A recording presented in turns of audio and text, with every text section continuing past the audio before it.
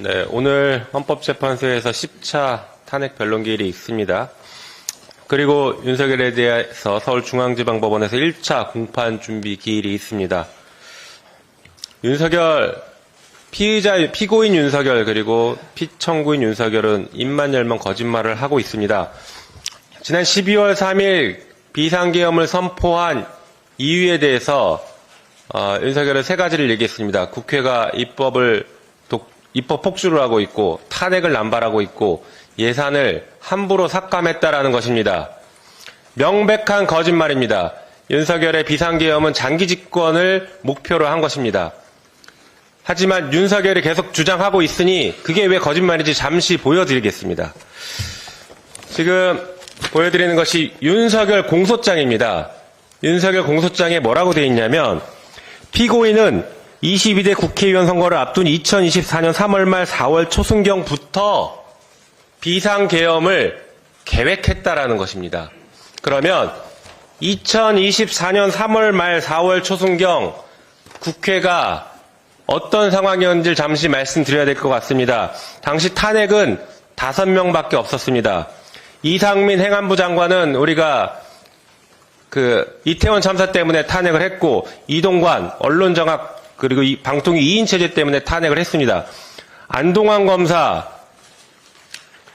잘 아시는 것처럼 검찰의 공소권 남용으로 대법원 확정 판결을 받은 사람이었습니다. 손준성 검사 고발사주 사건으로 재판을 받고 있는 사람이었습니다. 이정석 검사 언론에서 대대적으로 부패가 보도되고 있던 사람입니다. 이 5명밖에 없었습니다. 탄핵은. 그리고 입법 폭주했다라고 하는데 특검법 당시 2건밖에 없었습니다. 50억 클럽 특검, 김건희 특검 단 2건에 대해서 거부권 행사했던 상태입니다. 이런데도 입법 폭주 그리고 탄핵 남발이 계엄의 이유였다라는 것이 얼마나 허황된 거짓말인지 알 수 있을 것 같습니다. 게다가 이때는 예산 삭감도 없었습니다. 그러니 윤석열 대통령이 지금 얘기하고 있는 비상계엄의 이유는 전부 다 새빨간 거짓말입니다. 오로지 장기 집권을 위한 목표였다라고 할 것입니다. 공소장에 아주 중요한 대목이 나와서 하나 더 보여드리겠습니다. 우리는 12월 3일을 비상계엄으로 얘기하고 있지만 윤석열의 표현은 다릅니다. 공소장에 보면 이런 표현이 자주 나옵니다. 비상조치권, 비상대권이라는 말이 아주 많이 나옵니다. 이게 갑자기 나온 얘기가 아닙니다.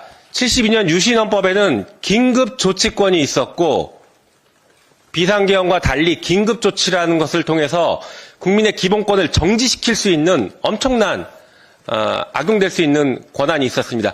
그게 80년 50 헌법에서는 비상조치권이라고 명확하게 규정이 되어 있습니다.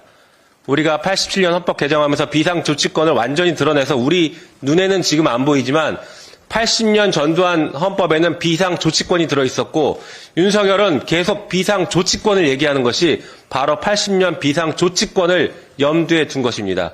다시 말해서 윤석열은 이번 비상계엄을 통해서 장기 집권과 독재를 꿈꿨던 것이지 국회 때문에 한 것이 전혀 아니라는 점을 분명하게 말씀드립니다. 이상입니다.